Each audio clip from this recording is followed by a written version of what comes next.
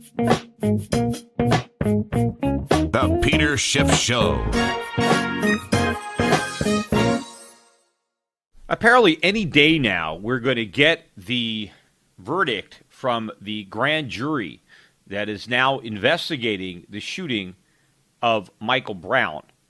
Darren Wilson has been under investigation for months now, and all sorts of evidence and testimony is being presented, probably more evidence and testimony than has ever been presented before any grand jury. So they are certainly taking their time in deliberation. They are leaving no evidentiary stone unturned.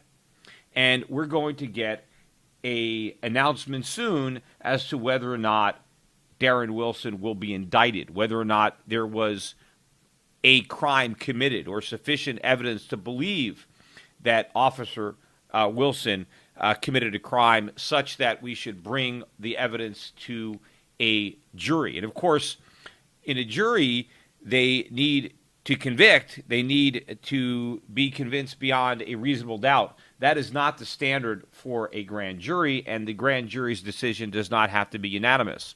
There just has to be probable cause to believe that a crime may have been committed and enough evidence to suggest that it should be given to the jury. But here, this grand jury is probably being given all the evidence that might possibly come out at trial. And of course, a lot of that evidence has been leaked. But the point is, the state of Missouri is getting ready for the verdict, and the governor has called a state of emergency, and everybody is preparing for the potential riots, looting, as protesters react to a non-indictment. So if he is indicted, everything is going to be fine. But if he's not indicted, right, all hell's going to break loose. Now, what is that telling you? Because justice is being done. The grand jury is being given all of the evidence that the state can present against Darren Wilson. And if they choose not to indict him, maybe it's because there's no evidence of his guilt. In fact, based on what's been leaked, there is overwhelming evidence of his innocence. Not only the forensic evidence, all of which supports Darren Wilson's version of events, which of course was that he was attacked by the teen and he shot him in self-defense. But there are actually more eyewitnesses, black eyewitnesses, not that that matters, but black eyewitnesses. There are more of them that have testified that Michael Brown was the aggressor, that Darren Wilson shot Michael Brown in self-defense, that Michael Brown's arms were not raised above his head, that he was not surrendering, that he was charging the officer. There's only a handful, maybe three witnesses that claim his arms were up. And one of them was the accomplice in the robbery, a guy that has a history of lying to police. And also, the reason that the witnesses who are speaking truthfully, I believe the others are either lying or mistaking, the ones that are saying that his arms were raised. But all these witnesses that are speaking truthfully under oath, right? The people that are saying that Michael Brown was surrendering, they're not making those statements sworn under oath, under penalty of perjury. But the people who are swearing under penalty of perjury to tell the truth, they're saying that Michael Brown did not have his arms up. Why do they want to be anonymous? Because the only witnesses that are coming forward are the ones that are basically siding with Michael Brown and saying that he was murdered in cold blood. Because the people who are speaking the truth are afraid that if they publicly speak the truth, there will be retaliation. You see, they're afraid to snitch on Michael Brown, even though he's dead. That is the culture. The cops are the enemies, and you protect your own. You lie to protect your own. And that's what I believe some of these witnesses are doing who claim that Michael Brown had his arms up in surrender. They are just protecting Michael Brown. They don't want to snitch him out. They don't want to admit that he was committing a crime, even though he's already dead. And maybe some of them, it's just wishful thinking. People just want to believe that he was innocent and gunned down because it fits the narrative that they want to pursue of a white racist society in which young, innocent blacks have to be in fear of white racists just randomly gunning them down. But the people who are speaking the truth under oath, when they know that there's no retaliation from the community, they're saying that Officer Wilson acted in self-defense. Why would they say that if it wasn't true? Right? There's no reason. So you have the witnesses and the evidence that overwhelmingly support that Officer Brown was not only not guilty, but that he's innocent, right, of these charges. Now, you would think that the community, upon finding that out, would be relieved. Oh, my God, we were worried that there was so much racism in the police force that our young, innocent boys were getting killed simply because they were black. To find out, well, no, that's not the case. It was just this one kid who, assaulted a policeman and tried to kill him, and that's why he got shot. You'd think they would be relieved because now, mothers don't have to tell their children how dangerous it is to walk the streets while black. They just have to tell their children not to break the law, to listen to the police. Remember, what are all the things that that Michael Brown did that day that led to him being shot? See, these are the things that parents have to tell their kids not to do. Number one, don't rob a convenience store, right? And maybe even number two, don't smoke pot while you're, a kid, because he was there to buy cigars so he can fill them up, these swishers, with marijuana. And by the way, he was stoned at the time he was shot. He was probably stoned at the time he robbed the convenience store. So, A, don't rob a convenience store. B, if you do rob a convenience store, be as inconspicuous as possible. Don't walk in the middle of the street. Walk on the sidewalk, right? Because had he done that, Darren Wilson never would have spotted him, never would have noticed him, never would have connected him with the robbery, and he'd still be alive today, right?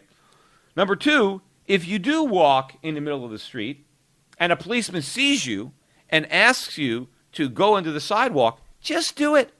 Especially when you're holding a box of stolen cigars. Just don't be belligerent. Don't tell the officer to F off or something. Just, thank you, officer, I'm sorry, go to the sidewalk. Had he done that, probably still be alive.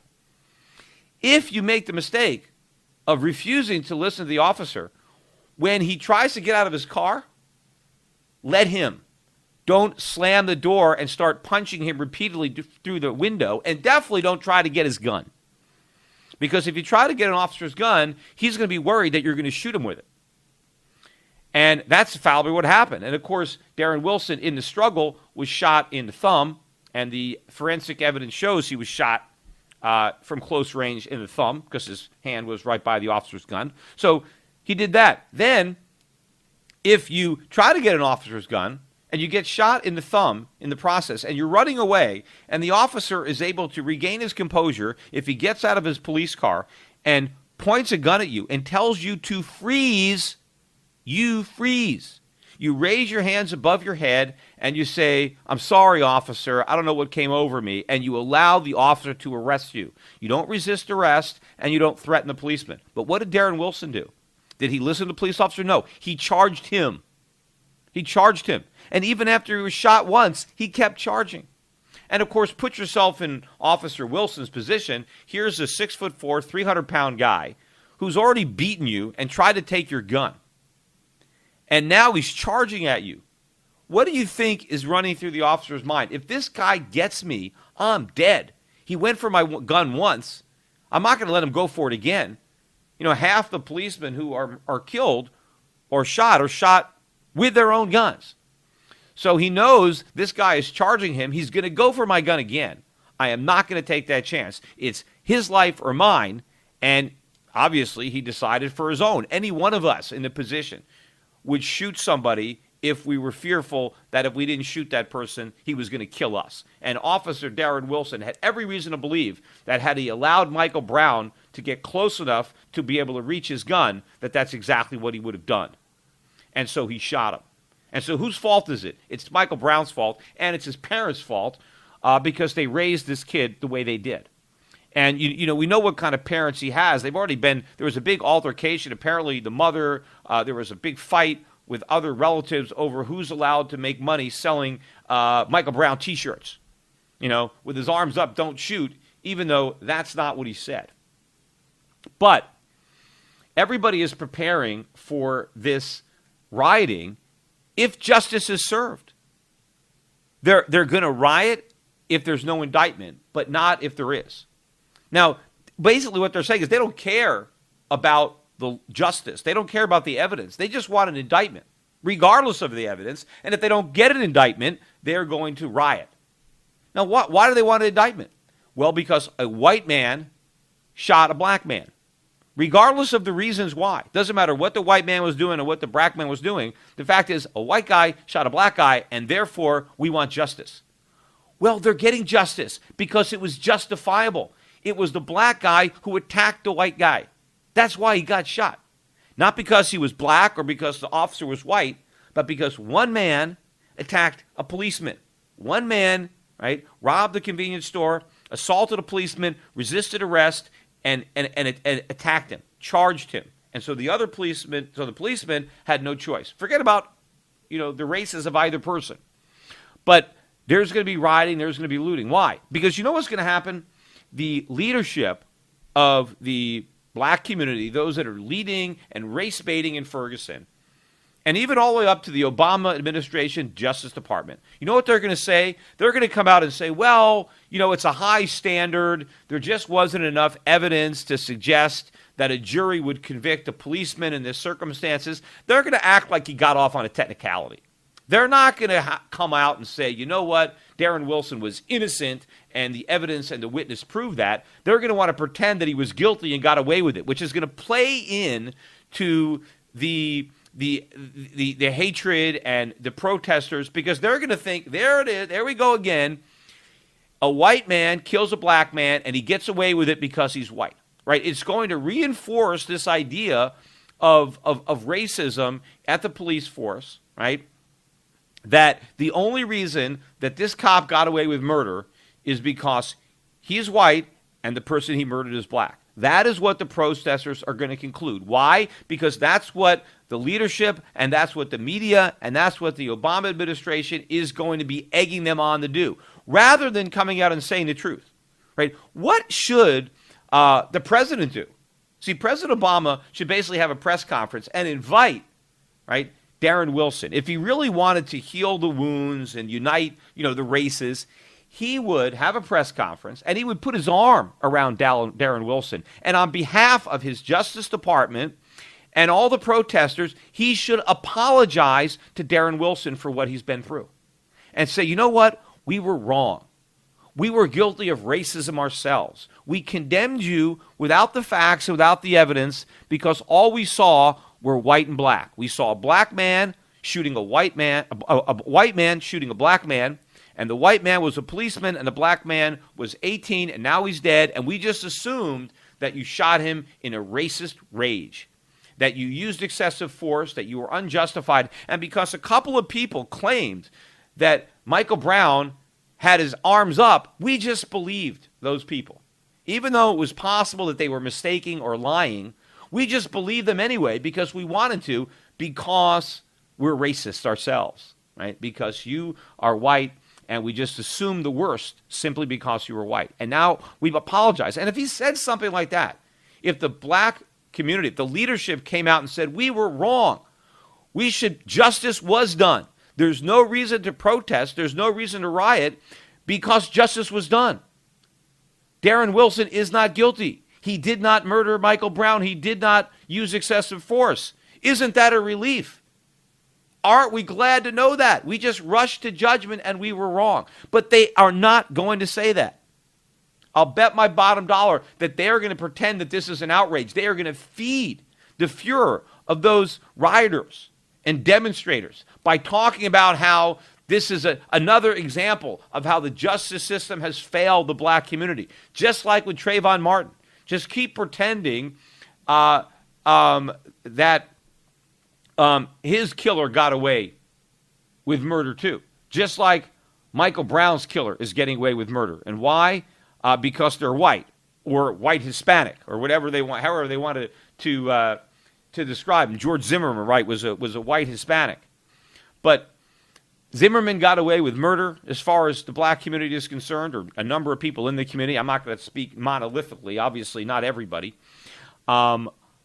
And they're going to think the same thing. They're going to think that Darren Wilson got away with murder only because he's white and the system is rigged. And, Michael Brown will still go down as some kind of a martyr, some kind of the new face of the civil rights movement, because everybody is afraid to challenge the narrative. Because if you challenge the narrative, people are going to call you a racist yourself. So you have to pretend. And they're going to say, well, we don't really know what happened. It was kind of murky. There's mixed evidence both ways. But at the end of the day, the grand jury just didn't think that the prosecution could get a unanimous conviction beyond a reasonable doubt. No, I'm sure that the grand jury members are 100% convinced that Darren Wilson is innocent. There is so much evidence, right? The eyewitness accounts, Darren Wilson's account, the injuries he suffered, and all the forensic evidence regarding Michael Brown's body, the trajectory of the bullets, the splattering of the blood, where he was shot, the blood inside Darren Wilson's car. There's probably hasn't been many cases where there's been so much evidence of innocence, not just a lack of evidence of guilt, but a preponderance of evidence of innocence. They should come out and make these claims. Because if they spoke honestly about it, there would be no rioting. There would be no looting. So to the extent there is, and then, you have, Michael Brown's parents coming out and calling for peace, calling for a lack of violence. Why don't they tell the truth about their son? That's the way to guarantee there's no lack of violence. Instead, they go over to the United Nations and testify before the UN about police brutality and pretending that their son, was murdered, that he had surrendered, and he was murdered in cold blood, when that's a lie. And they have to know that's a lie. They must have seen this evidence. Plus, they know their son. He's not the gentle giant that they're portraying him to be. I mean, that's just not true, and they have to know it. They raised him. And in fact, his family, no one in their family's not gentle either. The apple didn't fall far from the tree, it looks like, with respect to Michael Brown and his family. I feel sorry that he wasn't raised in a better way. He'd still be alive today. But, of course, all of this is part of the problem with the social welfare state and the war on drugs and all the things that the government has done to screw up the inner cities and to screw up black families and cause so many young black kids to be raised out of by their mothers with absent fathers, and a lot of people are dying and are in jail. But it's not because of white racism, and we can blame it on white racism all we want. But the more we do that, the worse the problem is going to get, because it distracts our attention from what's really going on, from what blacks really have to fear. It's not being shot by white racists. That's the last thing that most blacks have to worry about. There are a lot of things they need to worry about, and there are some serious problems, and they're not going to get addressed. The real problems in the inner cities with violence and murder and crime, if we're going to just pretend it's because of racism, then all of those problems are going to get worse because we can't get to the root of them. But we'll see what happens. We're going to get some announcement, and I hope I'm wrong. I hope the civil rights leaders, will step it up and swallow their pride for the sake of truthfulness, and to avert any kind of property damage or loss of life that may result if they want to pretend that this is some kind of travesty of justice, that it's just another example of a white man getting away with murder because he's white, and all the white privilege and the double standards, instead of coming out and telling the truth. If they don't have the guts to do that, I'm hoping that they do. Right? I hope I'm wrong on this and how I think they're going to react. But just thinking about what's happened before, I'm expecting the opposite. Now, maybe despite that, right, as they're out there talking about the big travesty of justice, right, and they're also at the same time going to be calling for peaceful demonstration. They're going to be deploring publicly, no violence, even though their words are going to incite violence, even though they're trying to pretend that they don't want it, right? If they really didn't want it, they would be honest. But we'll see. I mean, maybe the citizens of Ferguson, maybe they can rise above the leadership in the civil rights community or the Obama Justice Department. Maybe I'm not. Maybe society isn't giving them enough credit. Maybe they'll figure out that they've been had, right? That this whole thing was a sham, and their anger is being misplaced. So we'll see. Maybe the citizens of Ferguson, they'll be the ones to surprise me, and maybe they'll rise to the occasion and accept justice rather than adopt their own version of racism. Today's financial advisors behave like pro wrestling TV commentators. They scream that the recovery is strong, debt is manageable, inflation is low, and that the Federal Reserve has everything under control. They may be oblivious, but the danger is real. Looking beyond the media hype can open a world of broader investing ideas. Euro Pacific Capital is a registered investment advisor that offers stock-focused wealth management services that closely follow the strategy of our founder and CEO, Peter Schiff. We concentrate on those countries that are more closely in tune with Peter's vision of how capitalism is supposed to work. And these investments are not hard to find, provided you know where to look. Isn't it time you change the channel and let Euro Pacific put a little reality back into your portfolio? If you live in the United States and have $25,000 or more to invest, call 800-727-7922. That's 800-727-7922. Non-U.S. residents access similar strategies through Euro Pacific Bank at europacbank.com. Euro Pacific Capital and Euro Pacific Bank are affiliated companies.